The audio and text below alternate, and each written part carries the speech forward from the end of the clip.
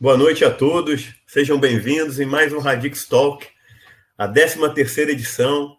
A gente conseguiu reunir CIOs, feras, aí, grandes craques do mercado, eles são muito conhecidos aí da turma, né, de fornecedores como Radix, Microsoft, Google, IBM, estão aí há vários anos no mercado e vão contar muita coisa interessante para a gente hoje. O intuito quando a gente organizou esse Radix Talk, 13ª edição, foi explorar o tema como a tecnologia e a inovação estão contribuindo para o setor de commodities. Então, a gente trouxe hoje aí o Luiz Carlos Maldaner, representando aí a CBA de alumínio, Companhia Brasileira de Alumínio, o Wilson Lopes, representando a Votorantim Cimentos, uma das maiores empresas de cimento do mundo, e o Marcelo Alves Santos, representando a Nexa. A Nexa é a antiga Votorantim Metais, né, pessoal? O Marcelo, como o programa é ao vivo, né, ele teve um problema no computador dele, está reiniciando o computador, né?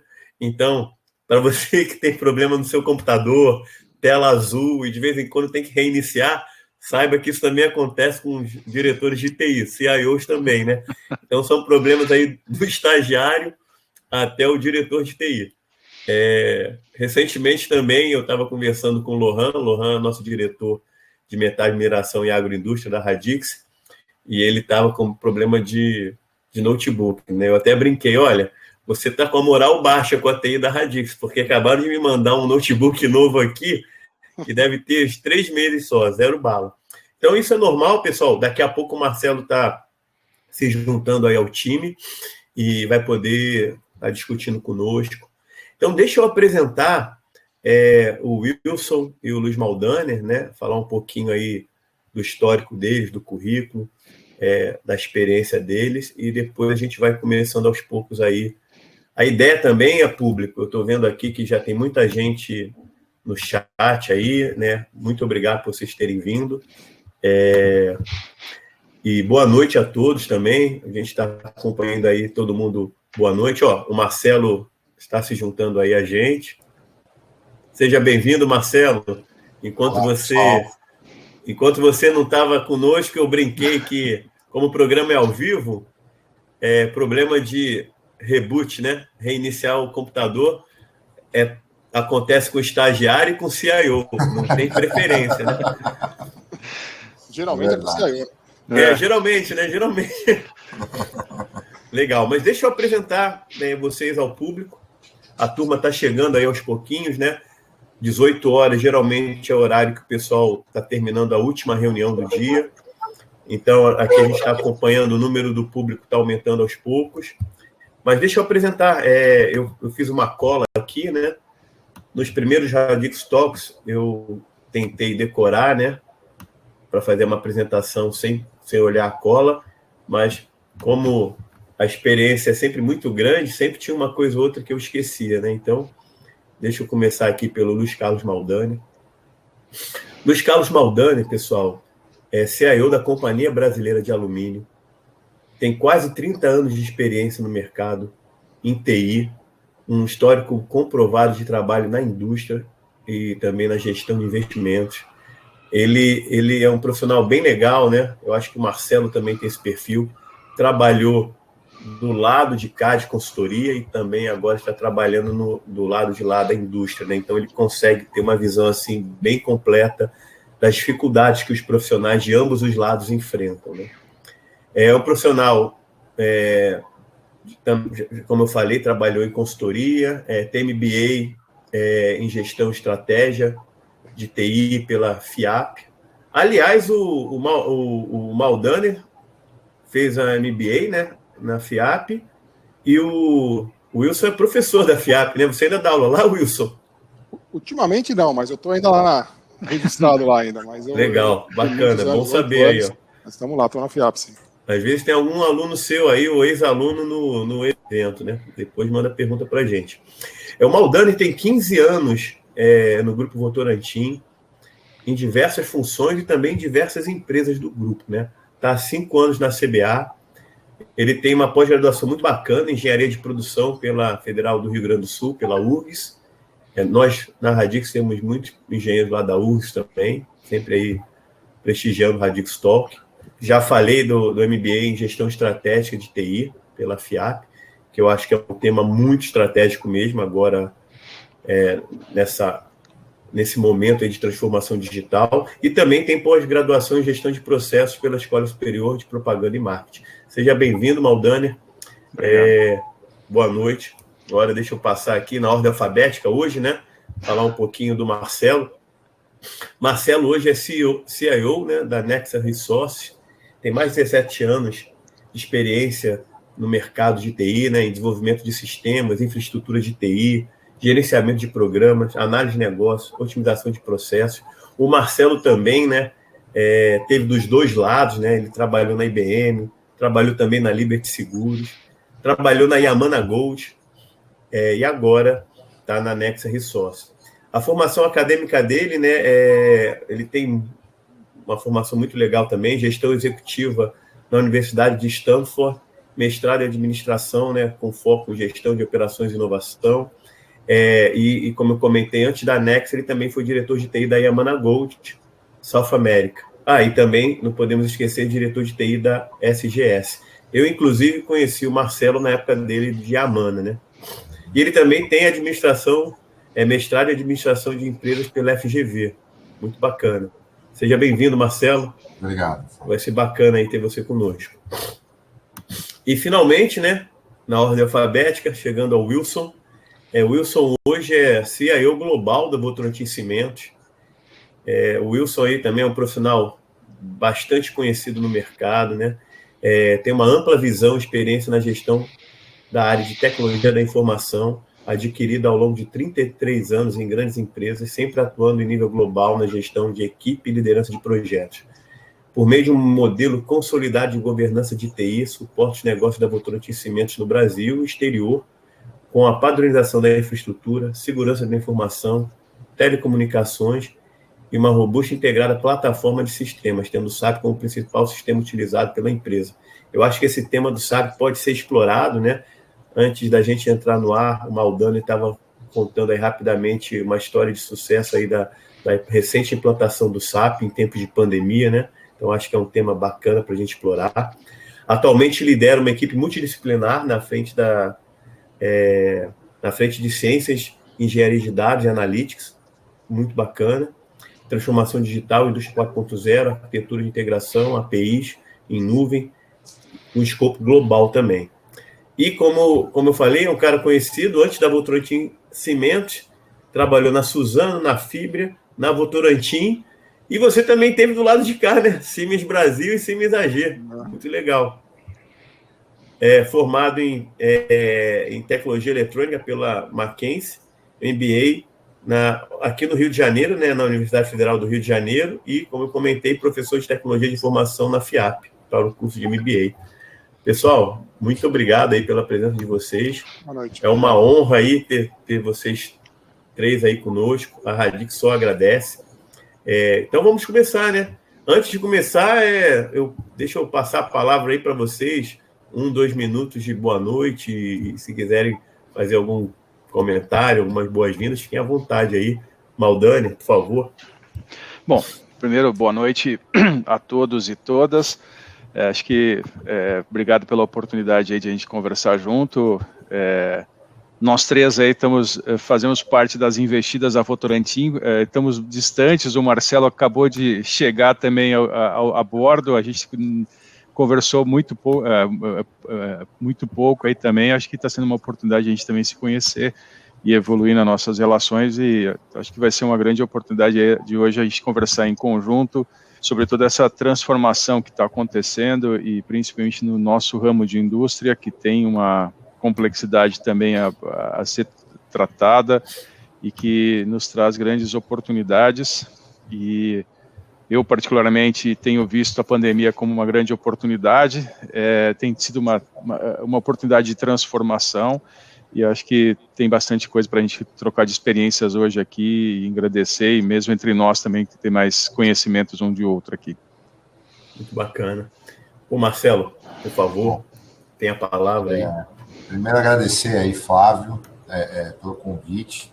Contente aí de dividir esse evento com os companheiros que são os líderes de TI das outras investidas da do Grupo Votorantim.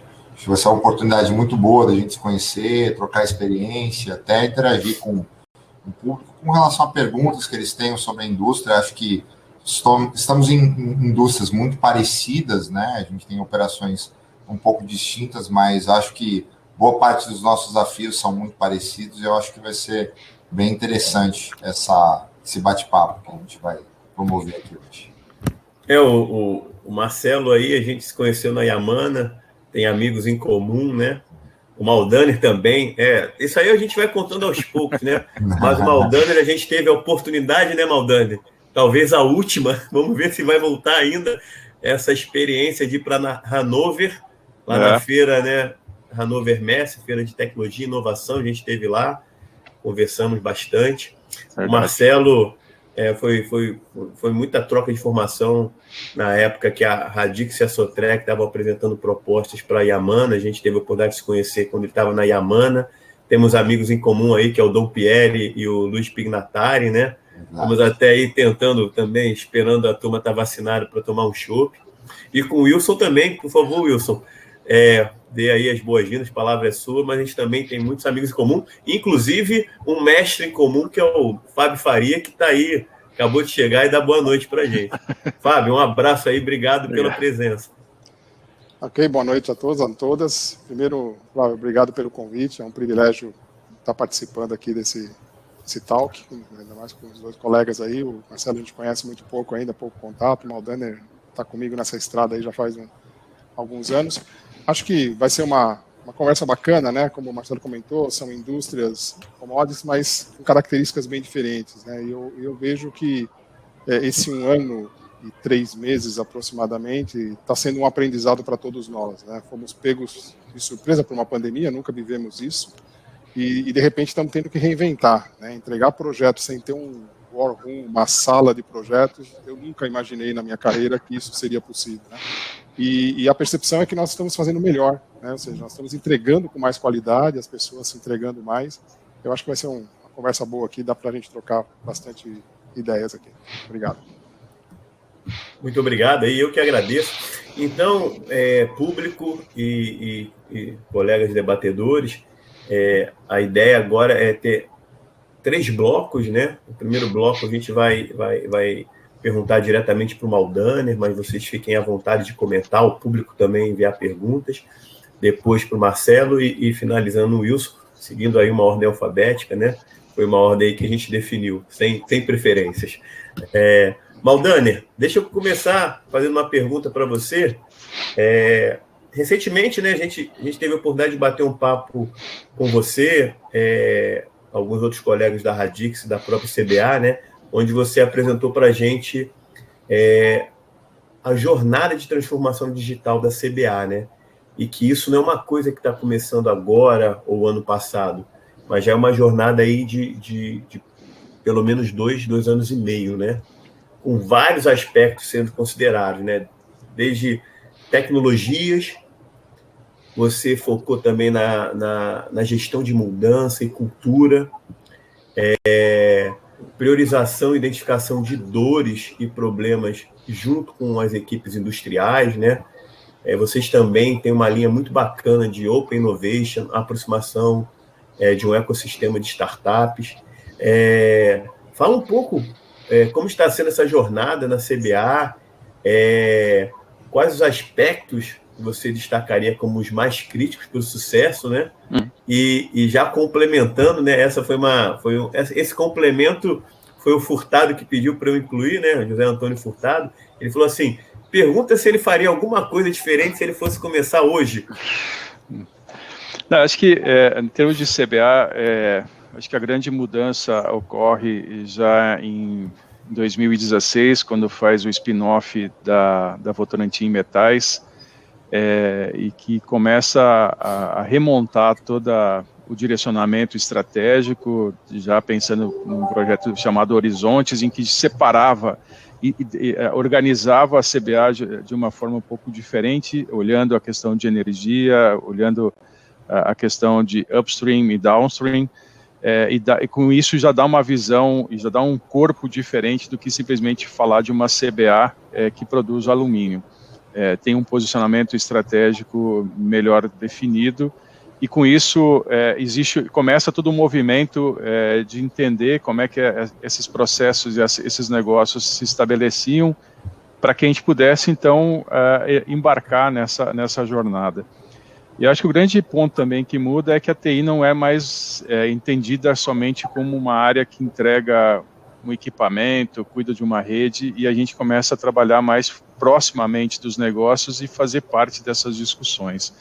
E nessa jornada a gente começou num primeiro momento, foi fazer um PDAI junto com um grande player do mercado, para que a gente pudesse entender como é que nosso plano de diretor de automação e informação estava estabelecido, quais eram as grandes oportunidades que precisavam ter, e tudo isso trazendo conhecimento para dentro do nosso negócio.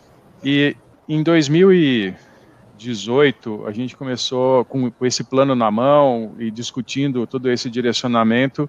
A gente chega a um denominador que é bem interessante, que foi, com isso, evoluindo, que era falar um pouco mais sobre essa indústria 4.0, né, de ver as oportunidades, começar a falar de inteligência artificial, machine learning, conectividade e tudo mais, porque nós, dentro da CBA, a gente tinha um atraso na questão aí de conectividade mesmo, já no chão de fábrica, de trazer as informações, e aí a gente começou a ter esse olhar, e aí fazendo coisas simples, vamos usar o PINS, vamos usar a OSIsoft aqui com mais amplitude para trazer essa informação e trazer informação para o nível de processo, para que as pessoas pudessem tomar as melhores decisões e assim por diante.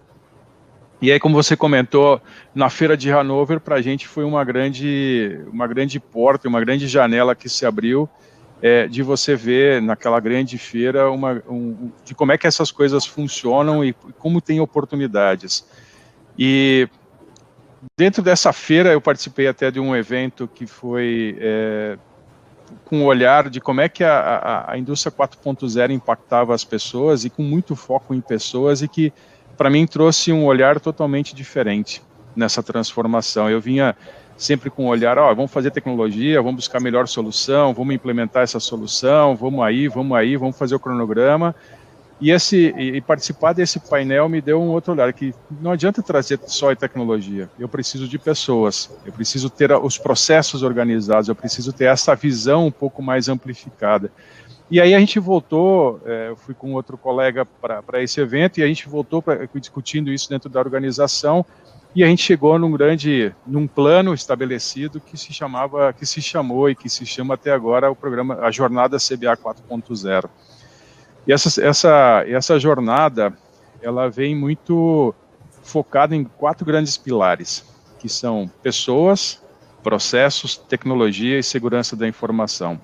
A gente até criou internamente, os nossos times criaram até uma logomarca, e que hoje todo mundo se utiliza disso em qualquer situação que traz. E aí a gente dividiu essa jornada em dois grandes conjuntos que olham isso. Uma que é mudança da cultura, que a gente até usa a nomenclatura de MVC, que são as mínimas mudanças viáveis de mudança de comportamento e mudanças culturais, que estão olhando para esse outro detalhe que é a rota tecnológica, e com esse olhar de rota tecnológica e de mudança de comportamento e mudança de cultura que nós queremos, de chegar num nível, de ter um nível cada vez mais digital, e aí a gente olha para dentro do DNA digital, olha essa transformação e fazem ações aí de 90 dias, que precisam ser percebidas e tratadas e colocadas no ar, que transformam esse mundo para receber essa nova tecnologia que está chegando. Então, esse olhar da CBA 4.0, ele vem conectado com inovação, ele vem conectado com transformação, e na inovação a gente tem times extremamente fortes que estão numa outra gerência que atende principalmente o desenvolvimento de mercado e inovação, principalmente no downstream, fazendo cocriação, desenvolvendo produtos juntamente com o cliente, usando todas as tecnologias disponíveis para fazer esses processos acontecerem. Então, isso traz um olhar totalmente diferente para dentro de um negócio chamado CBA, e com tudo isso, o que a gente tem com grande objetivo? como objetivo final de tudo isso? Disponibilizar as informações, então construiu-se já uma arquitetura de dados robusta dentro do ambiente Azure, para que a gente possa se utilizar até das metodologias de DevOps dentro do próprio Azure para desenvolver, fazer entregas rápidas para dentro das áreas e criar essa visão de que o dado hoje disponível dentro da organização se transforme dentro de um Advanced Analytics, uma empresa cada vez mais inteligente. Acho que essa é a grande mudança que a CBA passou nesses últimos 4, 5 anos que está trabalhando nesse tema para fazer essa evolução. Temos muito aprendizado nessa questão, e quando você pergunta para mim, olha, o que você faria diferente no aprendizado? A CBA ela tem uma característica muito interessante que ela desenvolve a questão do aprendizado com o erro. Então, erra-se rápido, corrige-se rápido, aprende-se com esse erro e segue para a próxima etapa, para que a gente não tenha os grandes erros. A gente fez uma implementação gigante, aprendemos com esse negócio, agora vamos... deu tudo errado, vamos aprender. Não, durante o processo vamos aprendendo e corrigindo para rapidamente conseguir se estabelecer e ter uma condição melhor. Eu acho que esse é o grande ponto. E a inspiração que a organização traz nessa questão de inovação, de transformação, de mudança das pessoas, a gente também olha o ambiente que a gente está, a própria cultura ESG traz isso. Né? É uma estratégia da companhia a questão de ESG, e dentro disso está a cultura de pessoas, a questão de inovação, a questão de transformação de tecnologia, de transformação digital e tudo mais, para alavancar toda essa mudança e essa competitividade que a gente precisa ter dentro do nosso negócio. Mas eu acho que esse é o grande ponto, né, de você ter a oportunidade de trazer, e a gente explora isso em todos os níveis, e toda a liderança, principalmente, está sendo preparada para fazer essa mudança. Foi feita até uma medição do nosso DNA digital, que para saber até o nível que nós estamos perante até o mundo, de como é que está a nossa percepção, se a gente está em transformação, se a gente está... benchmarking, né, mesmo. Então isso trouxe uma capacidade muito diferente para dentro do nosso negócio, e que a gente tem feito nesses últimos anos aí. Bacana. Você comentou aí de DevOps, né? Esse é um tema aí que está muito em pauta. Não basta fazer o protótipo ou o primeiro piloto, né? Tem que ter uma condição, uma arquitetura de fazer um rollout, de ser escalável, de ser seguro, né? Você também falou de um tema que, por acaso, segunda-feira a gente estava comentando na Radix, ESG, né? E a BVCap também, essa semana, promoveu um evento, né, no setor de Private Equity, Venture Capital, sobre ESG, né, e como isso também influencia, inclusive, nos investimentos de empresas. Deixa eu passar a palavra para o Marcelo comentar um pouco. O que você complementa, Marcelo? Por favor, traga aí um pouco também a sua visão. Eu acho que a Nexa... apesar de vocês nunca terem conversado muito, eu acredito que vocês também têm problemas e soluções e desafios semelhantes, né? Disso que o Maldaner comentou, o que você destacaria também aí que é uma coisa em comum na jornada de transformação digital da Nexa? E uma coisa também, né? Aproveitando e já te passando também uma pergunta, Marcelo, o Maldaner falou uma coisa também muito importante, né? Que hoje a agenda do CIO é uma agenda muito alinhada com a estratégia, né? Então, eu acho até que tem uma interseção com a agenda do presidente, né? Como é que você vê isso também? Bom, acho que são pontos importantes que o Maldaner colocou.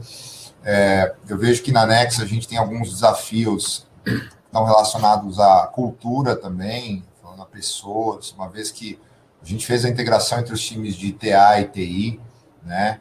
E é um grande desafio quando você olha em termos de cultura de trabalho em um time de TA e um time de TI, são culturas completamente distintas, né? Você vê a habilidade de entrega de projeto de um time de TA costuma ser muito mais assertiva pelo fato de você ter um escopo muito fechado, pré-definido, com indicadores muito claros. E, por outro lado, quando a gente começa a avaliar projeto de TI, a gente sabe que o negócio muda, que o back-office, principalmente, exige flexibilidade em escopo de projeto. E aí dependendo da forma que você trabalha, com a metodologia de trabalho que você tem, ou você vai entregar um produto que não está alinhado com a necessidade do negócio, porque você entregou ele em 8 meses, e aí em 8 meses ele viu o resultado, mas aquele era o resultado esperado há 4 meses atrás, né? E aí, acho que o grande desafio que a gente tem passado hoje, em termos de execução de projeto, é fazer esse alinhamento e definir bem esses critérios de quando que a gente vai para um caminho e quando vai pelo outro, né? Eu entendo que a agilidade, ele é a tendência e deveria ser o que todas as companhias que estão passando por um processo digital deveriam adotar como ferramenta para entrega de projetos, entrega de soluções, mudar um pouco de um modelo projetizado para um modelo mais produtizado, e aí se inspirar, buscar na nossa indústria, olhar para outras indústrias que têm um nível maior e uma cultura um pouco mais flexível nesse tipo de projeto, como, por exemplo, a bancária, mesmo e-commerce, eles têm uma cultura e uma pegada muito forte de agilidade. Por outro lado, a gente não pode esquecer a assertividade que é necessária em projetos de automação industrial. Quando a gente fala dos desafios da Nexa e essa questão da agenda do CIO, esse é um ponto bem relevante para a gente. Quando a gente olha no mercado de mineração, e aí principalmente falando do mercado de zinco, que é próximo ao mercado de cobre e tem algumas intersecções com o mercado de ouro. Essas empresas são empresas que têm que pensar a estratégia não somente de forma corporativa, mas tem que ter uma abordagem muito forte da estratégia por ativo, né? Cada ativo da companhia tem uma característica diferente, tem um life of mine, que para quem não conhece, é o tempo de vida daquele ativo, é o tempo que ele vai gerar fluxo de caixa positivo antes do seu fechamento, distinto.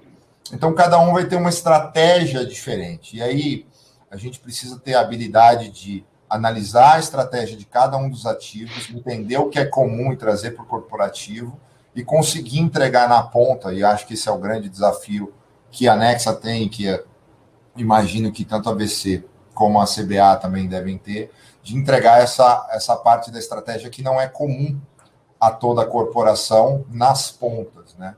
Falando um pouco sobre como a gente tem feito isso, a gente tem feito discussões tanto top-down como bottom-up para conseguir desenhar um modelo. A gente adotou aquele modelo do Enterprise Architecture, do Business Capability Model, para a gente conseguir traduzir o que a companhia quer em termos de estratégia. E isso, a gente espera que com esse trabalho a gente consiga fazer um realinhamento do nosso PDAI.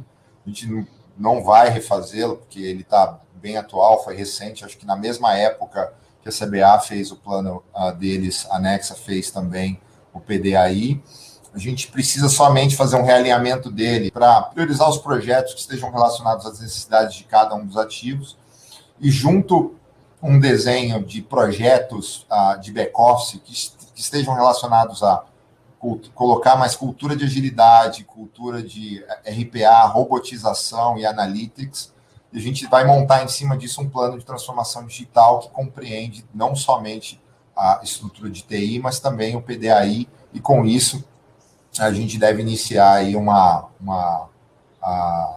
novo trabalho pela frente aí, com foco em produtividade, foco em baixa variabilidade de processo, quando a gente olha para plantas industriais, mesmo para a mina, e confiabilidade operacional, que eu acho que em termos de operação, são 3 focos que nós vamos investir bastante nos próximos anos. E com relação ao back-office, é ter um back-office flexível, né, que permita a companhia investir, a desinvestir, que também é uma outra característica forte desse mercado de mineração.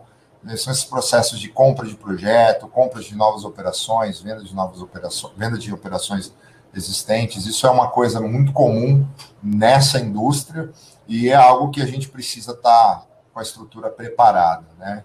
E finalizando tudo isso, o grande desafio que é o de cybersecurity, né? Como você protege essa estratégia, como que você garante a continuidade da operação em caso de ransomware ou em casos de recuperação de desastre. Então, assim, São desafios bem interessantes com os quais a gente tem passado na indústria de mineração, e hoje esse tem sido o foco de trabalho nosso aqui na Next. Muito bacana. Eu acho que esse ponto final de cybersecurity, a gente presenciou, acompanhou na mídia, né? Em 2020, eu acho que final de 2019 também, várias empresas que tiveram ativos sequestrados, invasões, e tiveram que parar um tempo até os sistemas para recuperar, né? Mas, Wilson, por favor, deixa eu passar a palavra para você também. Que você quer complementar algo, quer acrescentar algo aí na resposta do Maldani, na complementação do Marcelo? Você também, né? Acho que aqui, em termos de plantas, unidades e presenças em diversos países, você é o mais amplo aí, né? Está no Canadá, está na Europa, no Brasil. Só no Brasil são mais de 20 plantas, né? Como é que é esse desafio aí? Bom, vamos lá. Já falaram bastante, acho que agora vamos tentar complementar com alguns pontos que eu acho que cabe. Eu vejo assim, nós estamos num momento muito oportuno, né? Onde nós temos algo já estruturado dentro da organização no que diz respeito à inovação. Eu estou aqui há 1 ano e 4 meses. Né? Quando eu cheguei, nós tínhamos dentro da área de TI uma área de inovação. A inovação ficava dentro da TI e houve uma movimentação na metade do ano passado dessa área para uma área corporativa dentro do planejamento estratégico corporativo. Já para que se tenha uma visão mais ampla, planejamento global. Então, essa área de inovação, ela foi para debaixo dessa estrutura. E dentro da TI apenas de uma forma estruturante, mas a atuação é nas pontas, nós temos o que são os cientistas de dados.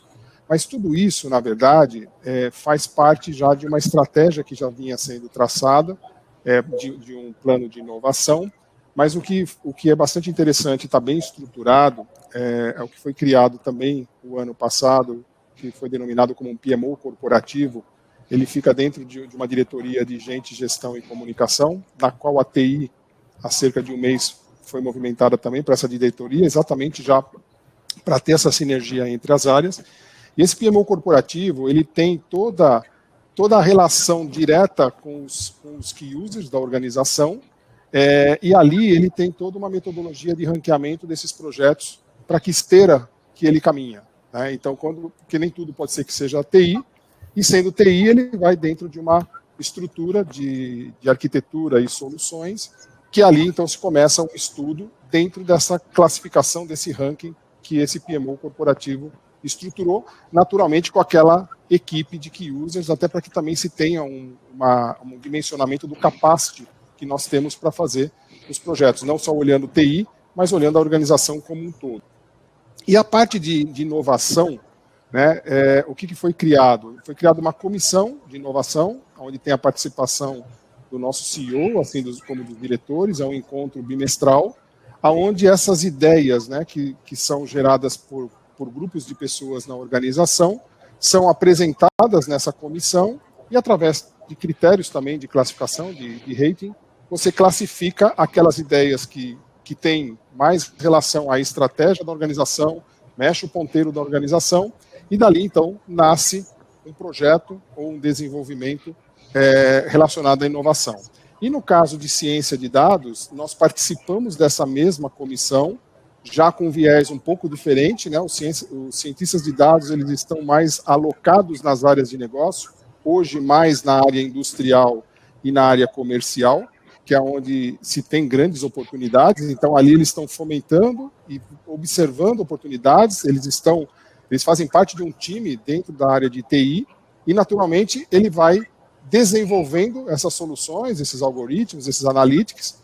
Nós estamos também nos estruturando dentro de uma plataforma Azure, dentro de uma arquitetura de dados, um data lake, isso tudo está em construção. Já existem algumas soluções implementadas, mas nós estamos agora dando robustez a essa estrutura, porque acreditamos que com essa jornada de transformação digital que nós estamos caminhando, essa demanda ela deve aumentar no curto espaço de tempo. E nós estamos agora estruturando o que nós estamos denominando ainda como VC Lab, que é exatamente estrutura aonde eu possa, de uma forma organizada, permitir que um grupo de pessoas, no conceito de squad, isso na sua mais alta maturidade, possa experimentar. Ou seja, ele possa errar dentro de um ambiente aonde ele vai ser disponibilizado para que ele desenvolva aquela solução. Isso está sendo construído, é muito embrionário ainda, mas é uma ideia que já nasceu e nós já estamos elaborando e criando algum procedimento. Agora, é importante colocar que eu costumo olhar, é uma indústria de varejo, né? Então é uma indústria que vende cimento, quer dizer, se você não tiver excelência operacional nesse processo, nada disso que eu estou falando seria possível, porque nós estaríamos perdendo muito tempo em tentar estabilizar as plataformas. Então hoje tem uma excelência operacional bastante razoável, que permite que parte desse time se dedique a essa camada mais de inovação. E aí vem um ponto, acho que até que o Marcelo comentou, a preocupação com cibersegurança e, mais do que isso, né, LGPD, porque quando eu começo a sair daquele meu ambiente onde eu tenho um domínio maior de on-premise, que eu já tenho hoje uma cultura, um conhecimento embarcado, quando eu vou para uma plataforma de digital, eu começo a abrir isso, e se eu não tiver um mínimo de controle que me dá um conforto naquilo que diz respeito a LGPD, cibersegurança e excelência operacional, quer dizer, essas aplicações elas não podem falhar, e se falhar eu tenho que ter toda uma camada de suporte que é muito diferente do que eu tenho no on-premise.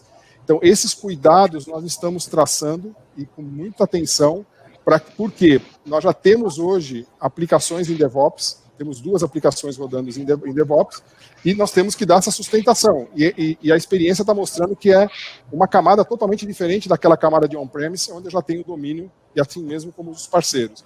Então, o momento é muito oportuno, né? Um momento de transformação digital, muitas iniciativas na organização, estamos nos organizando nessas estruturas, a TI junto dessa área agora de gestão e comunicação, aonde inovação também está, não tenho dúvida que é a liga perfeita para essa jornada.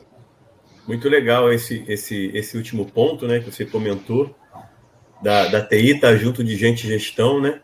Eu acho que é um tema até para a gente, mais para frente, poder fazer uma pergunta sobre isso.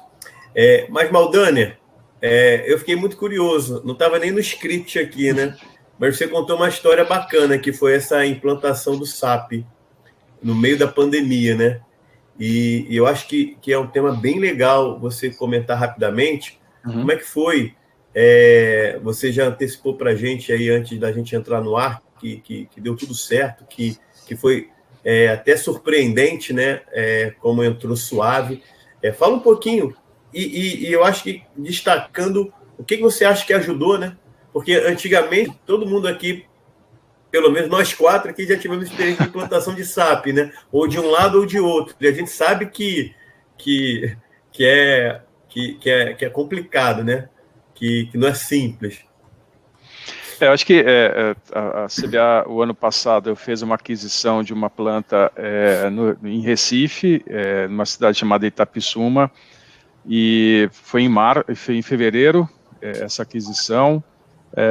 Começou o processo de integração, de cultura e tudo mais, e aí em março a gente começou já o planejamento da implementação. Aí veio a pandemia, veio aquela questão já vamos ficar alguns dias, estava tudo planejado para a gente fazer ele presencial, seria lá em Recife, tudo pronto, e chegou a pandemia e fez a gente mudar tudo, né? E aí empurramos um pouco o processo à frente, até para nos reorganizarmos em relação a isso, mas tinha algumas coisas que a gente precisava fazer, que era começar a mexer na infraestrutura. E tudo isso fazendo remotamente, começamos a fazer remotamente, e em algum momento até algumas pessoas comentaram assim, nossa, a gente vai fazer uma loucura de fazer essa mudança durante a pandemia, né? E seguimos em frente, mas eu acho que o grande ponto, e aí eu acho que o grande desafio que tínhamos juntar 2 empresas com 2 culturas diferentes. A CBA tinha feito a aquisição da planta da Arconic, então já tinham uma cultura muito diferente da CBA.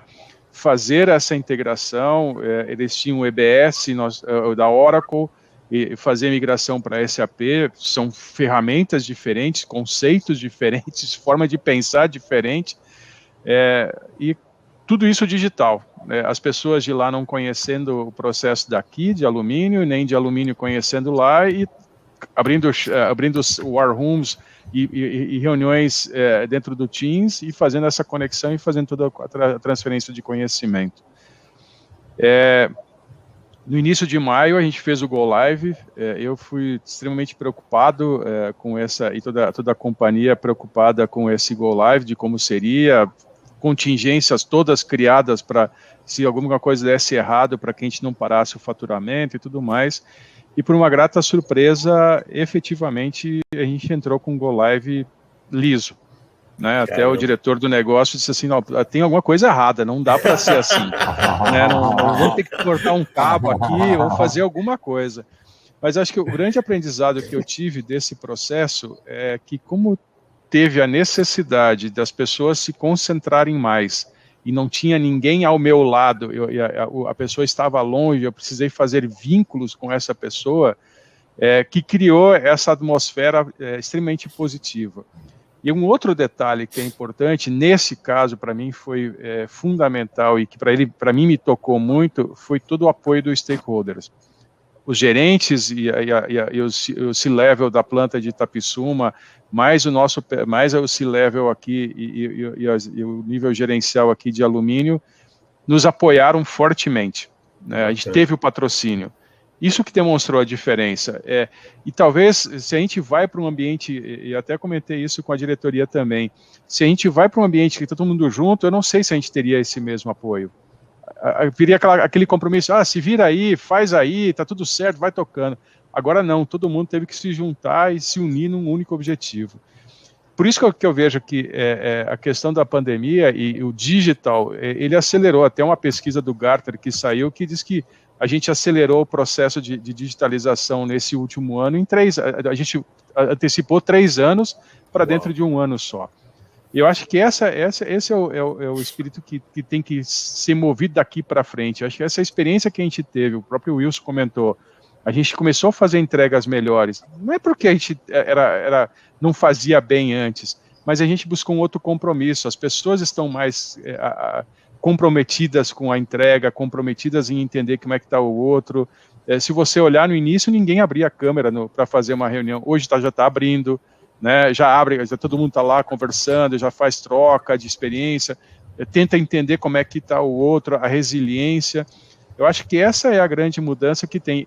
E eu acho bacana o movimento que o Wilson está fazendo lá na VC, quando está indo para debaixo de uma diretoria de gente, porque nós pessoas de tecnologia, a gente não está mais falando de tecnologia, a gente não está mais falando da solução A ou B, a gente está falando do negócio que tem e está falando da transformação desse conjunto. Eu acho que essa é a grande beleza que hoje aparece nesse mundo de TI. Quando eu comecei lá com o Wilson, lá no Projeto Integra, e com o Fábio Faria lá no Integra, na Votorantim, a gente falava da transação, falava de qual situação, vamos falar isso. Cara, eu garanto que a gente não fala mais isso. A gente está falando de outros conceitos, a gente está falando de outra situação, como o Marcelo comentou também, a gente está conectando a TI e TA, não tem mais aquele imbróglio que tinha antes, porque isso aqui é meu, isso aqui é seu, você não fala... A gente está começando a falar todo mundo junto porque a gente está falando para o mesmo caminho. Então, acho que esse aprendizado do SAP foi fundamental e toda a evolução que a gente está fazendo agora de uma TI, eu vejo como CBA, né, uma TI mais evolutiva. Até porque os nossos negócios são assim, se a gente olhar, todo mundo está partindo de uma mineração, está agregando, a partir dele faz uma transformação, você vai agregando até tornar um produto acabado. Seja um cimento, seja um lingote de zinco, seja um lingote de níquel, de alumínio, ou uma folha, uma chapa, um extrudado. Então a gente agrega valor, a gente une o negócio para fazer, e a gente é meio para chegar no resultado, né? E acho que um ponto para complementar os usuários estão com uma mente diferente. Você tem hoje uma quantidade de informação diferente do que você tinha 10, 15 anos atrás. Então, como foi comentado, 10, 15 anos atrás você falava a transação do SAP. Hoje ele fala o processo, né? E muito provavelmente, ele de uma forma intuitiva, ele vai para digital normal, porque ele vai enxergar uma melhoria num processo que foi desenhado tradicionalmente para aquela aplicação. Então, se essas áreas, que no nosso caso, mais especificamente, não acompanhar esse movimento, você é atropelado, você não tem como não acompanhar. Isso faz parte já de um ecossistema, e quanto mais você tem o turnover dentro das áreas, essa pessoa já vem com uma bagagem, né? Então, por exemplo, se eu conversar com meu filho, ele tem uma cabeça totalmente diferente, né? Se você mostrar um sistema, um SAP para ele, ele vai questionar, por que é assim? Por que não pode ser diferente? Por que não é no aplicativo? Então, ele já vem com uma bagagem que, se a indústria não se estruturar para isso, você muito provavelmente vai ter uma dificuldade de captar essa mão de obra no mercado. Né? Essa empresa não passa a ser atrativa, e aí você vai... Então, assim, eles são motivados a desafios. Claro, tudo tem o seu limite, né? Tudo tem seu momento, mas você tem que começar a pensar nessa digitalização, nessa área de digital, nessa transformação digital, porque isso está dentro do ecossistema da organização. Não dá mais para não dizer que eu não vou nessa jornada. Não tem como. Essa é a minha opinião. Não, e agora, muito obrigado, Maldânia. Eu vou passar aí umas perguntas para o Marcelo, né? Nesse aí, segundo bloco, a gente está fazendo uma coisa até mais dinâmica, mais legal, passando para lá e para cá. Eu acho que ficou um bate-bola aí bem legal. Mas eu ia só complementar. Na Radix, a gente também está com todo mundo home office e a gente está percebendo isso. É como se você estivesse sem a visão, por exemplo, e você tivesse que checar na voz, câmbio, uma confirmação, né? Tá todo mundo com mais cuidado, tá revisando né? É como se todo mundo tivesse um pouquinho mais criterioso porque não tá ali junto, né? Então, acho que os testes, a garantia da qualidade que está sendo produzido está sendo mais criteriosa. E sem contar que também, né? A gente aí de mercado costumava até brincar, né? Falando dos usuários, né? Aí o pessoal que é usuário, vocês conhecem, né? Que o pessoal falava que usuário bom, usuário morto, né?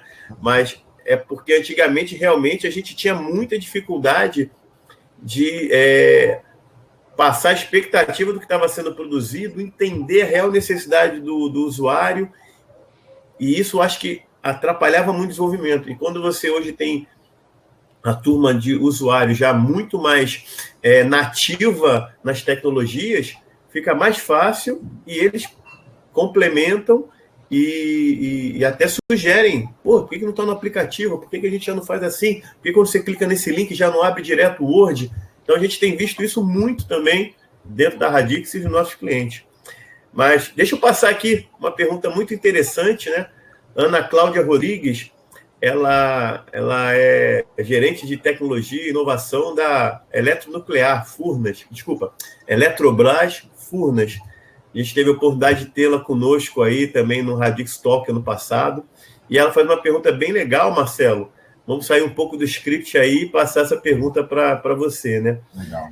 Gostaria de saber, dentre as inovações, e eu acho aí a nossa turma aí do backstage, eu acho que já vale a pena destacar também a pergunta dela aí.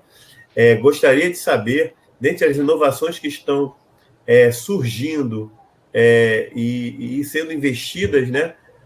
Investimentos em novos negócios, aqui teve aqui, eu acho que um probleminha de correção, né? Inovações que estão surgindo e investimentos em novos negócios, novas fontes de receita. Tá difícil ler aqui. Eu entendi a pergunta. Gostaria de saber, dentre as inovações que estão surgindo, se vocês estão percebendo que pode surgir algo em termos de novos negócios ou novas fontes de receitas para a sua organização. Sei lá,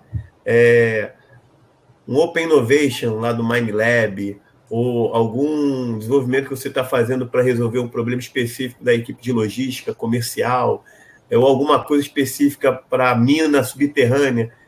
Vocês tiveram a oportunidade de trazer alguma coisa nova para a mesa, até para a estratégia da empresa? Essa pergunta eu achei muito legal, né? É como se fosse a tecnologia e a inovação modificando realmente o negócio, né?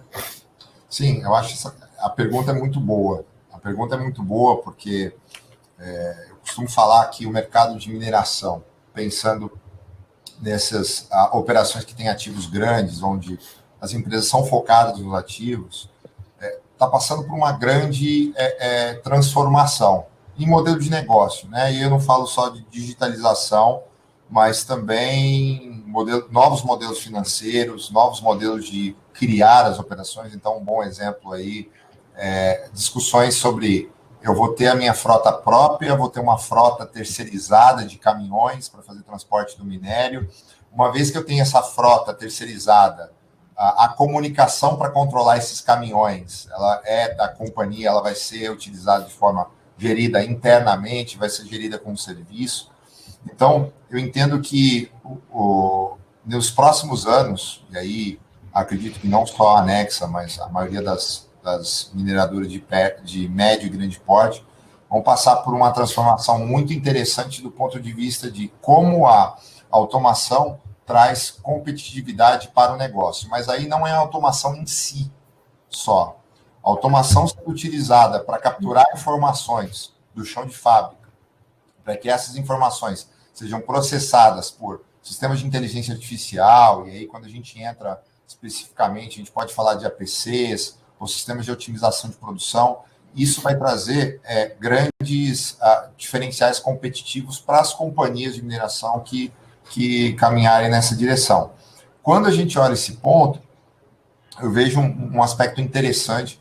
A Nexa tem uma vantagem competitiva em comparação a alguns dos nossos principais competidores, pelo fato de a gente não ser somente uma mineradora, mas a gente tem smelters também, né?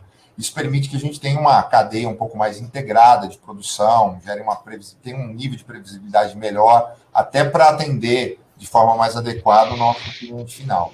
Então, respondendo a pergunta que eu achei que foi muito bem formulada, sim, a gente tem bebido muito dessa fonte e tentado aplicar dentro desse modelo de revisão da estratégia da TI e da TA alinhada ao negócio, de como viabilizar essas mudanças que todas as empresas da indústria vão passar.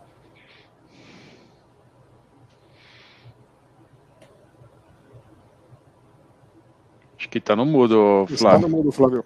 Desculpa, muito obrigado aí, Marcelo. Eu ia até comentar aqui com a Aninha, que ela escreveu aqui também que o corretor pegou ela, né? Não, mas Aninha, deu para entender sua pergunta, muito obrigado.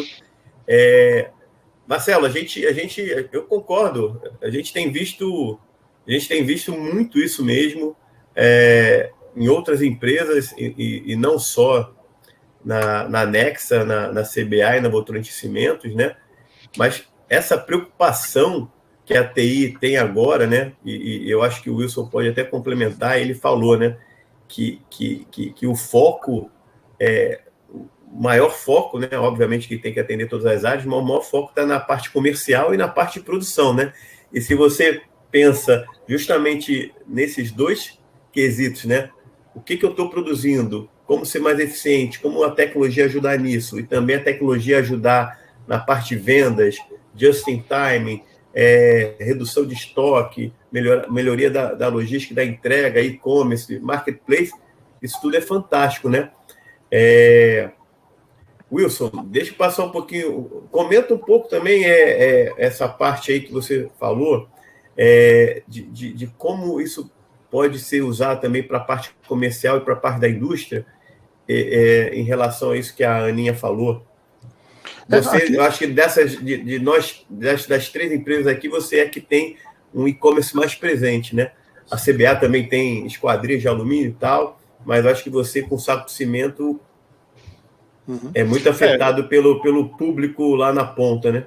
Eu vejo assim, né? São os três pilares onde nós temos, vamos dizer assim, o ambiente mais nervoso, se assim eu pudesse chamar, que é a parte comercial, a parte de vendas, naturalmente, produção, e, consequentemente, a logística, né? Porque é ele que me faz chegar o cimento e o concreto lá no meu cliente.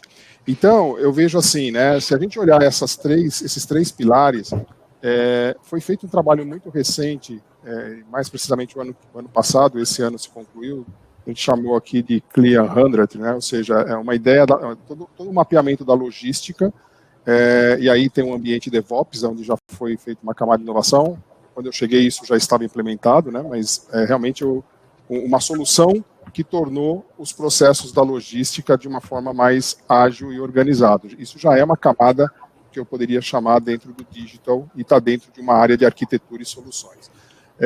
Na parte comercial, é um trabalho que nós iniciamos há cerca de 4 a 5 meses, a gente está chamando de ecossistema. Nós estamos fazendo um mapeamento, olhando numa visão de 24 meses, né, o que nós precisamos de plataformas, de sistemas, de processos, para tornar isso mais ágil, ou seja, sempre com foco no cliente, né, tentando buscar as soluções que tornam esse processo mais soft dentro da organização. E na área de indústria, esse é um projeto que nós estamos estruturando junto com a nossa área de operações, a gente está chamando de Programa Industrial de TI, Indústria 4.0, né, são os nomes bastante tradicionais, mas acho que o mais importante aí é entender essas plataformas que foram implementadas recentemente, para que nós possamos agora trabalhar com os dados que elas estão gerando. Como é que eu trabalho com dados com análise mais preditiva, quer dizer, que eu consiga antever uma eventual ocorrência. Isso tudo, muito provavelmente, essas plataformas elas oferecem. Mas agora, dentro daquele conceito, né, orientado para dados, como é que eu jogo isso dentro de um data lake e através de analíticos, usando toda a minha estrutura de ciência de dados e analítica, eu consigo prover informações para tomada de decisão num conceito mais preditivo. Então, se eu pudesse olhar esses 3, eu diria que são os 3 pilares aonde nós temos os projetos que estão relacionados com analíticos, ciências de dados, e que muito provavelmente vai para uma carteira de lab. Não deixando de fora o que a gente chama aqui de DNA, né? Ou seja, toda a parte de governança, administrativa, que também tem um trabalho que está se iniciando, de conhecer esses processos, o que a gente pode, eventualmente, e aqui a camada é muito, vamos dizer assim, SAP, camada mais, plataforma mais de back-office, mas o que nós podemos aqui, nesses processos, torná-los mais leve, né? A gente usa aqui mochila leve, né? Quer dizer, tornar a mochila mais leve. Como é que eu consigo ser mais ágil com uma camada de digital e de transformação digital nessas oportunidades? Muito bom. Eu tenho uma pergunta aqui também, do Fábio Faria, e eu acho que essas perguntas é que tornam o bate-papo imprevisível e dinâmico, né? Ele fez uma pergunta muito bacana, né? Para fechar o bloco do Marcelo, eu vou direcionar essa pergunta para o Marcelo, mas eu acho que o Wilson e o Maldaner vão querer complementar com certeza, né? Então, vamos dar destaque aí à pergunta do Fábio Faria. O atual modelo de governança de suas empresas já considera ajustes culturais e organizacionais que incentivam a inovação e a digitalização? É justamente aquela questão da gestão de pessoas, gestão de mudanças, gestão de cultura, né? E eu até brinquei, né? Quando eu fiz a chamada do Radix Talk, Fábio, eu brinquei lá no comentário que eu fiz no LinkedIn, que por ser engenheiro químico, né? Normalmente as empresas de mineração, de cimento, né? E de metalurgia eram as empresas que menos atraíam os futuros engenheiros, né? E agora, esse time aqui presente está mudando isso, né? Com bastante tecnologia envolvida, né? Então, eu acho que a sua pergunta tem muito a ver com esse ponto. Por favor, Marcelo, seja o primeiro a responder, e Maldaner e Wilson, por favor, complementem aí à vontade. Bom, vamos lá. Tive uma boa surpresa quando eu cheguei na Nexa, e aí, pelo fato de ter trabalhado já na indústria de mineração durante um bom tempo, quem já está imerso nessa indústria, Flávio, você, por exemplo, é um cara que atende muitas dessas companhias, você sabe que são empresas que normalmente têm um perfil conservador, são empresas que normalmente preferem um investimento em CAPEX a OPEX, são empresas que olham o longo prazo, do ponto de vista de projetos, mas de produção, o cara quer olhar o resultado no final do ano, né? Principalmente quando são empresas de capital aberto. E a grande surpresa que eu tive quando cheguei na Nexa, a Nexa, há um tempo atrás, rodou um programa que hoje ainda é vigente, que é o Jeito Nexa, onde era um programa que busca promover um pouco dessa transformação cultural também, de forma de trabalho, de mindset, né? E quando eu cheguei, alguns resultados ainda estavam sendo implementados, como, por exemplo, o trabalho remoto, o teletrabalho na Nexa foi colocado como definitivo, né? Então, existem algumas posições que efetivamente são posições que, independente de quando acabar a pandemia, essas pessoas não voltam para o escritório, né? Então, teve uma diminuição a quantidade de pessoas nos escritórios, essa diminuição ela foi definitiva. Acredito que não somente isso, mas pensando um pouco nos novos modelos de trabalho que se exige agilidade, implementação de times autogeridos. Eu entendo que teve um trabalho bem importante sendo conduzido pelo time do Jeito Nexa e pelo time do DHO da Nexa para fazer essa transformação. Dentro de IT, eu herdei também algumas coisas bem interessantes da época do Furtado, né? Principalmente o time de Data Analytics, que é um time que estava rodando super bem, né? Que a gente mexe muito pouco e que já tinha um pouco dessa cultura de digitalização, de novos modelos de trabalho, um time mais autogerido, com uma integração muito forte com o negócio. Então, foi uma boa surpresa quando eu cheguei na Nexa e percebi que a gente tinha um modelo um pouco mais atualizado em comparação aos nossos peers aqui no Brasil. Eu falo peers, eu estou comparando a gente com empresas de mineração média, né? Eu não estou comparando com as grandes, com os big guys do mercado, mas com as médias a gente com certeza acredito que está na frente desses peers, né? Muito bacana, muito bacana. Por favor, Wilson. Vai moldando. Eu acho que essa pergunta ela é boa também pela questão de você olhar para dentro e ver essa transformação e ver que os modelos de governança estão mudando. Na CBA nós temos um programa de metas compartilhadas e que dentro dela está a própria questão de inovação e a questão de digitalização. Então a CBA 4.0 está dentro, essa questão de transformação de cultura, e tudo mais. Então, isso, se a empresa não estiver preparada com isso, a transformação digital e a inovação não vai dar match efetivamente, né? Acho que essa é a grande mudança. E com tudo isso faz com que a gente movimente as pessoas que tem dentro da organização a buscar esse objetivo. Então, eu vejo todo o pessoal da planta falando sobre isso, participando, trazendo sugestões. Dentro da CBA tem o programa Ideal, que é de dar sugestões de inovação e de mudança de processo e tudo mais, que tem uma grande aderência, e esse é para público de toda a área de operação da fábrica, e o pessoal se interessa, quer buscar isso também, quer participar, quer dar sua sugestão, quer estar integrado com isso. Então, essa concepção, ela vem fortemente em relação a isso. Por isso que a TI mudou também, né? Se a gente olhar nas nossas empresas, as nossas TIs mudaram, porque tem esse ambiente preparado para essa mudança de governança também. Claro, tudo isso com a rigidez de resultado, tudo isso com a rigidez de controle, tudo faz parte do jogo que precisa fazer a entrega de resultado. Mas você precisa motivar as pessoas cada vez mais a participar dessa transformação. Não é de responsabilidade de uma área ou de outra, ou do líder de TI, que o cara que é responsável sozinho por isso. Não, a responsabilidade é de todos para chegar no resultado final. Isso. Bom, na VC também, como eu comentei no início, né, essa área de inovação ela está debaixo de uma área de planejamento estratégico, que também tem uma ligação direta com a nossa diretoria de gestão, comunicação e TI. Mas o mais bacana de tudo isso, né, é da forma que ela está estruturada. Quer dizer, você tem uma participação dessa área em todas as nossas reuniões de resultados, né? Você tem lives onde o CEO, os diretores participam com aqueles grupos que têm os idea cases, por exemplo, que são levados na comissão, aqueles projetos que foram aprovados, eventualmente apresentam de alguma forma numa live, chamamos pessoas do mercado que já tiveram alguma correlação com algum dos projetos, como é que foi a experiência dele, ou seja, você começa a criar um ambiente, né, que torna motivador o nosso público a participar do processo, a participar. E tem todo, naturalmente, né, todo um processo de como que você encaminha as suas ideias, de uma forma comunicação muito clara de como isso é selecionado, como isso é classificado, para dar a credibilidade que merece, para que você realmente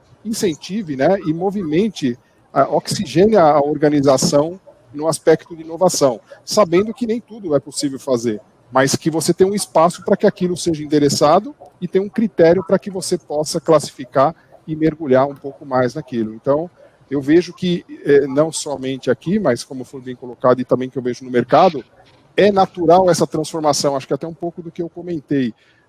Você tem que fazer isso, né? Você acaba sendo motivado a fazer isso, até pelo público que você tem hoje, né? Quer dizer, você tem hoje uma quantidade de informação nesse público que ele já não está mais falando daquele processo de 10, 15 anos atrás, ele está falando do tablet, do smartphone dele, do tablet dele. Se você perguntar para esse público, eles nem consideram transformação digital, né? Eles já nasceram digital. Já nasceram digitais. E assim, né? Eu acho que com o home office isso intensificou mais, porque você acaba não necessariamente tendo que estar na sua casa para fazer a sua atividade. Você pode estar esperando seu filho voltar da escola e no seu tablet você tendo que fazer uma aprovação ou participar, por que não, de uma reunião, como acontece em algumas situações, a pessoa está na estrada, o sinal...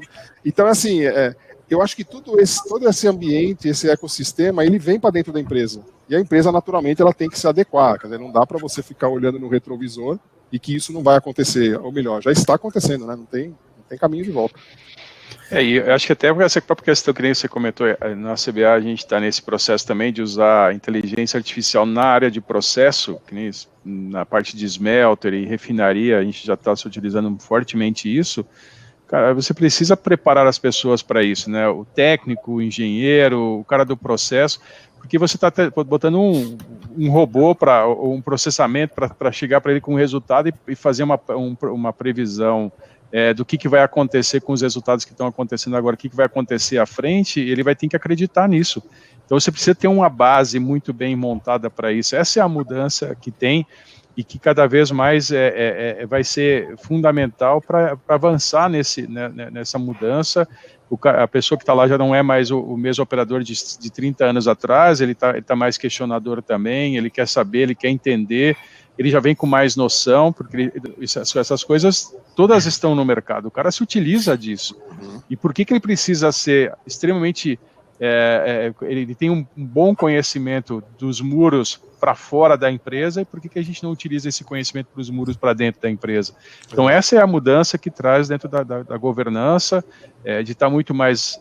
A nossa escutativa de TI, ela tem que ser muito diferente. A gente antes escutava para já dar a solução, agora você escuta para chegar na solução em conjunto, e aí você vai fazer... Nós temos integração aí com a universidade, com institutos e tudo mais, para trazer esse conhecimento a bordo, porque a gente não tem mais conhecimento de tudo sozinho, né?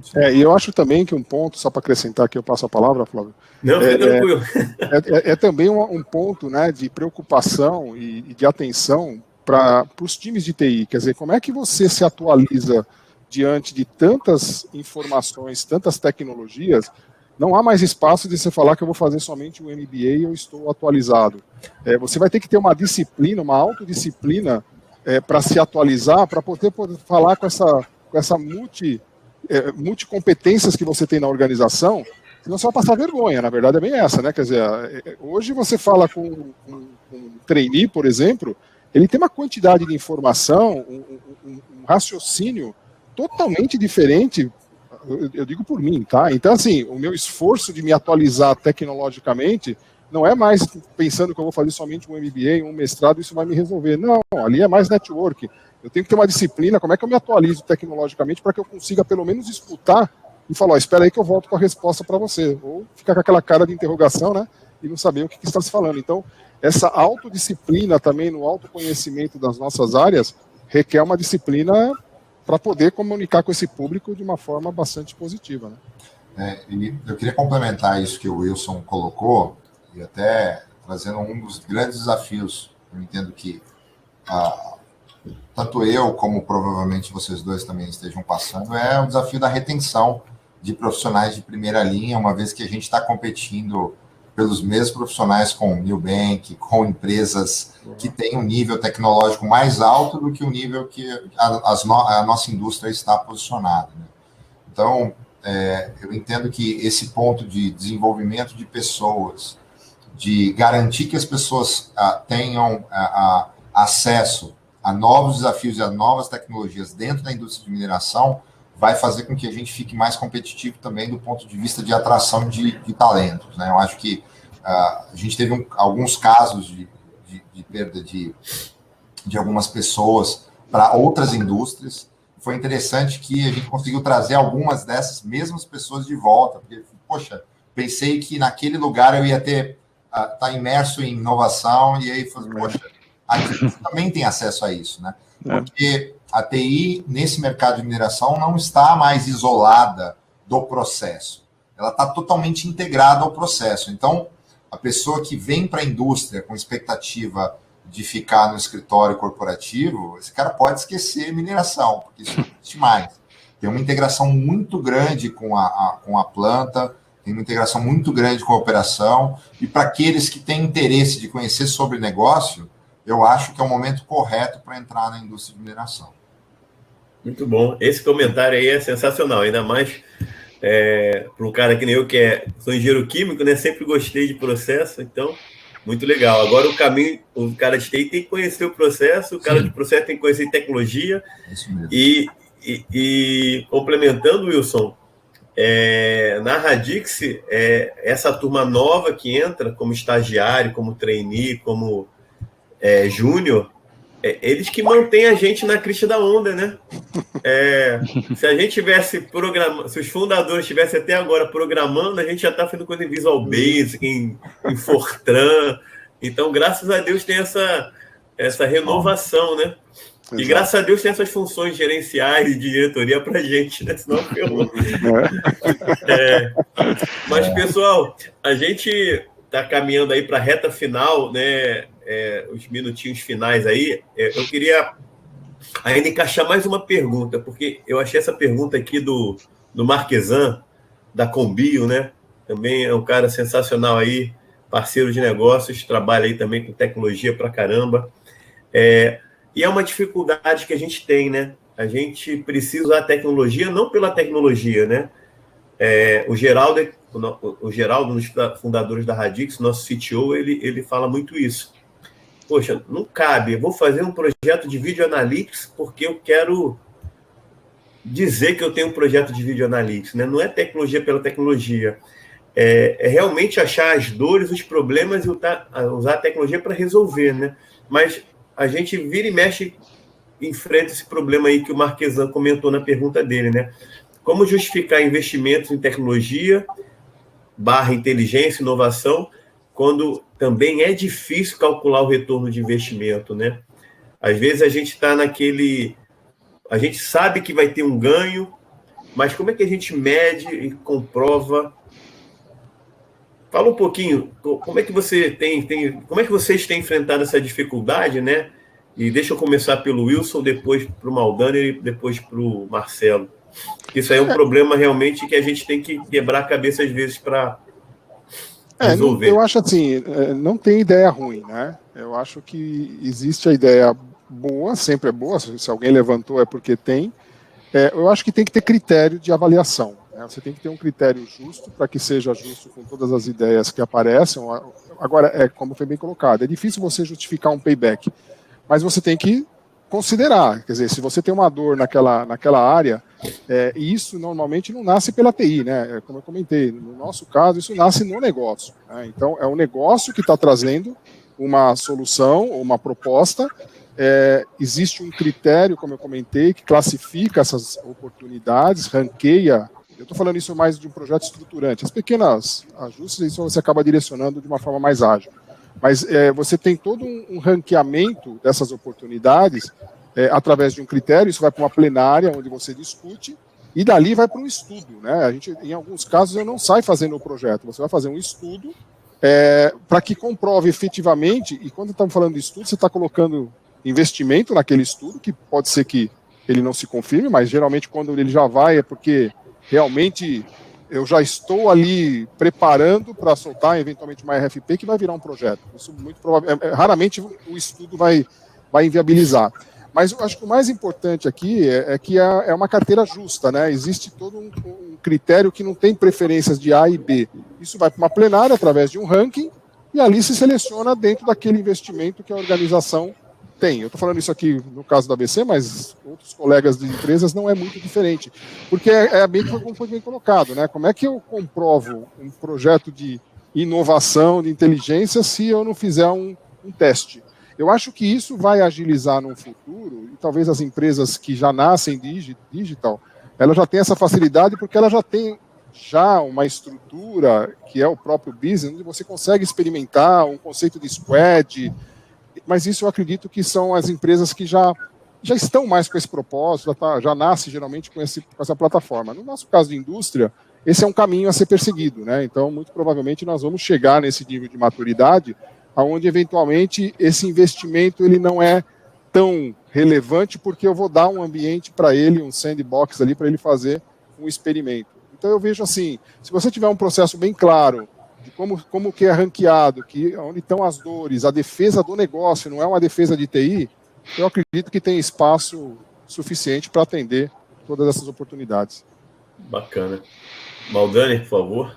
Eu acho que a gente tem, na questão do aprendizado, de utilizando para projetos de Advanced Analytics, eu acho que a gente tem sempre as necessidades partem do negócio, a gente, junto com eles, avalia o potencial, né, de retorno, o que a gente quer medir, o que a gente vai ter de KPI no final para que vá se buscar. E eu acho que, né, quando a gente está nesse processo de Advanced Analytics, a gente não... primeiro, ele para nós virou um serviço. A gente tem já um background em relação a isso, e que faz com que a gente comece a fazer testes no primeiro momento. Vamos testar se esse modelo dá certo, vamos ver se isso dá certo. E a gente de TI também tem que começar a aprender que vai ter projeto que vai morrer, e está tudo bem.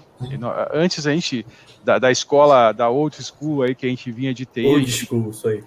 Tem que estar tudo certo, a gente não pode matar o projeto, tem que fazer go live, a gente sofre, vamos fazer... Agora não, vamos fazer, a gente vai ter um ambiente para fazer esse teste. Eu acho que deu match, agora vamos começar a colocar ele na produção. Antes de colocar na produção, vamos fazer mais um teste aqui para validar, fazer essas conexões. Você vai vendo tudo o caminho que esse dado precisa chegar, né, até chegar nesse IA ou no machine learning, para conduzir tudo isso, e vai em frente. Mas pode ser que esse cara não vai dar certo, e a gente, como empresa, vai precisar aprender que é uma aposta. Hoje em dia, isso é uma aposta, pode ser que vai dar, pode ser que não vai dar, mas se não der, a gente mata esse cara, deixa ele pelo caminho e vamos para o próximo, não vamos sofrer. E a gente vinha muito também desse negócio, se eu botei o dinheiro lá, eu preciso até o final agora e vou botar mais dinheiro, e a gente tem que ter esse acompanhamento também. Então, é uma mudança, mas sim precisa dar o resultado, e tem coisas que a gente vai aprendendo na hora que está metendo a mão na massa, vai ver se vai dar certo, qual é o resultado que chega.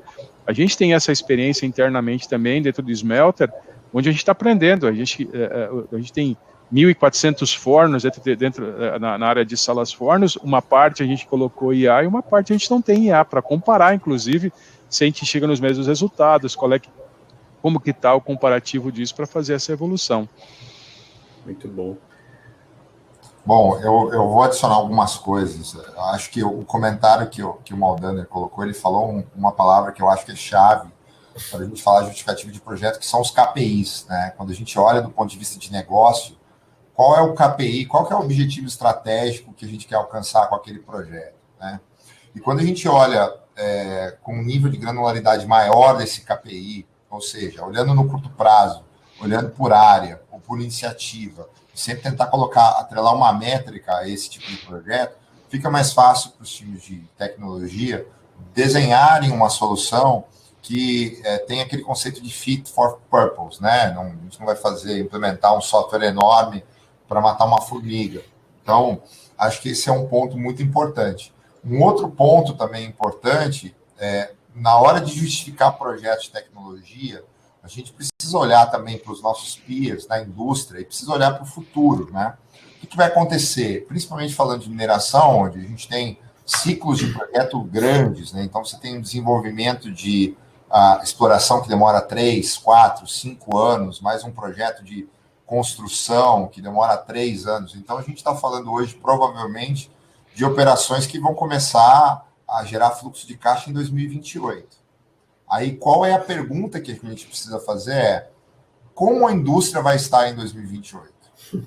E aí, tentar fazer uma regressão lá da frente para o modelo atual. E aí existem alguns modelos financeiros que se podem ser utilizados para fazer esse tipo de análise, como opções reais. Não é o nosso caso ainda em TI e TA, mas são modelos que ajudam você a direcionar os investimentos com os quais não estão atrelados a KPIs de curto prazo. Tem isso também. Tem projeto estruturante que ele não vai dar retorno, pelo menos não nos próximos 2 ou 3 anos.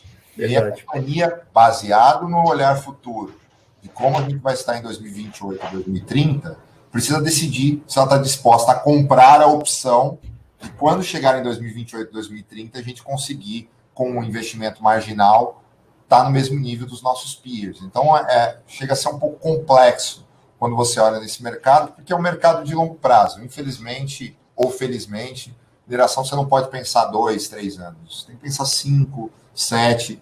E para nossa área de tecnologia, isso é terrível, né? Porque em 10 anos, muita coisa muda. Como é que você casa um negócio de longo prazo com uma tecnologia que em 2 anos já mudou? Sim, daqui a pouco você chega... 5G está aí, daqui a pouco tem outros algoritmos, daqui a pouco você está trazendo HPC para fazer data analytics, né, com supercomputadores em nuvem, caramba, é muita coisa. Então, acho que o desafio é grande para endereçar investimento no longo prazo. Senhores, sensacional. A gente aí chegou no final do evento, né? Passamos até um pouquinho do tempo. Eu gostaria de agradecer a presença de vocês três, agradecer a presença do público com perguntas aí muito bacanas. Foi uma aula aí que a gente teve hoje, e pontos assim importantes mesmo, né, para quem trabalha na indústria ou para quem presta serviço para a indústria. Eu ia pedir, ia dar a palavra para vocês para despedir das mensagens finais, né, agradecimentos aí, o que vocês quiserem aí, por favor. Vamos começar pelo Maldaner, depois Marcelo, depois Wilson. E aí a gente encerra. Eu acho que foi uma experiência boa. Se você olhar, passamos 1h20 já aí juntos, passou rápido. Realmente foi bacana. Eu acho que essa interação com quem está assistindo ela é boa também, porque traz questionamentos e que trazem valor. Eu acho que primeiro, agradecer de novo aí a você, Flávio, pelo convite. Foi bacana ter essa experiência em conjunto aqui com meus pares de Votorantim, de investidas, e agregou bastante valor, e que a gente acho que agrega bastante valor para o mercado também, com cada um dando a sua contribuição também, um pouco que a gente está fazendo, que cada um está fazendo. Uma coisa é certa, nada disso é fácil, né? Não é mágica, e isso... Quando a gente olha também, se a gente olha para o mundo mais digital, como as empresas do digital mesmo, também tem uma jornada, e a gente, como uma indústria de base, tem muita coisa a aprender, tem coisas que a gente não vai conseguir fazer, não é do nosso métier. Eu acho que isso é uma coisa clara que a gente tem dentro do CBA, que aquilo que é claro, aquilo que faz parte do nosso core vai ser tratado, e tem coisas que a gente não vai sofrer por causa disso. Eu acho que essa é a beleza que a gente tem hoje dentro dos negócios, que é de fazer essa discussão muito mais ampla, conversar de negócio, conversar de transformação, conversar de pessoas, conversar sobre segurança da informação, e fazer com que a organização esteja preparada para sempre estar preparada para o próximo passo, né, que virá à frente, mas também sempre olhando pelo retrovisor, com aquilo que nós aprendemos até agora, nos ajude a melhorar à frente também. Obrigado aí. Obrigado, Maldaner. Bom, queria agradecer, acho que é uma oportunidade muito legal. Obrigado pelo convite, Flávio. É um prazer estar com pessoas que têm uma bagagem super interessante, tanto na indústria aí de mineração, como também em outras indústrias. Acho que foi divertido ter esse bate-papo. Espero que a gente tenha outras oportunidades, talvez em momentos quando acabar a pandemia com um copo de cerveja. É isso aí. Né? E também agradecer a todos que fizeram perguntas, acho que as perguntas foram bem relevantes, perguntas muito boas, né, que muitas vezes nós nos fazemos essas perguntas ao longo do nosso dia, ao longo da nossa jornada dentro das empresas, porque não é fácil, né, como o próprio Maldaner colocou. Então, queria agradecer a participação de todos vocês. Muito obrigado, Marcelo. Bom, mais uma vez, obrigado, Flávio. Privilégio enorme ter participado mais uma vez aqui com a Radix. Acho que foi uma troca de experiência bastante grande. Marcelo, que eu pouco teve contato até agora, Maldaner está numa estrada comigo aí já há alguns anos. E também olhando aqui no chat, né, nós tivemos aí quase mais de 40 pessoas, olhando os nomes aqui, muitos colegas aí, obrigado a todos vocês aí pelo tempo dedicado aí para nos ouvir, né? E também muito bacana, né, ouvir assim que as empresas estão muito parecidas no que diz respeito à estratégia nessa jornada de transformação digital, né? Talvez umas um pouco mais, outra menos, mas assim no final nós estamos falando na mesma jornada, né? Não tem nada de diferente, né? O que na verdade nós temos que nos adequar dentro de cada cultura, de cada ambiente, de cada momento das empresas.